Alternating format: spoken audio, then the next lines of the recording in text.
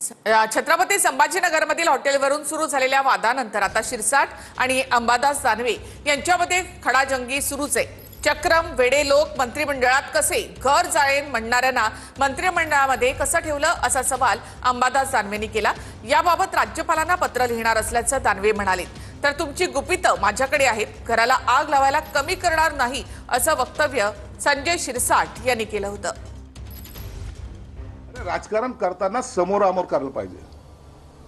असं कुटुंबावर वार करून माझी इमेज डागाळण्याचा जो काही प्रयत्न करतात, तुमच्या पाच पिढ्या जरी उतरल्या ना तरी ते तुम्हाला शक्य होणार नाही। सर्व तुमच्या स्टोऱ्या माझ्याकडे आहेत आणि ज्या दिवशी मी त्या काढायला सुरुवात करेल, संजय शिरसाट मी घराला आग लावायला कमी करणार नाही एवढा मी चक्रम आहे। थोडा मुलां बाळांमध्ये अशा ज्या चर्चा करतायत त्याचे परिणाम निश्चितच तुम्हाला काही काळानंतर दिसून येतील।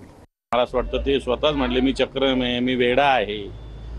मला असं वाटतं चक्रम आणि वेडे लोक राज्याच्या मंत्रिमंडळात मुख्यमंत्र्यांनी ठेवले कसे। मी राज्यपालांना पत्र लिहिणार आहे आज की या मंत्र्यांनी कबूल केलं की मी चक्रम आहे, मी वेडा आहे, मी घर जाळणार कोणाचं।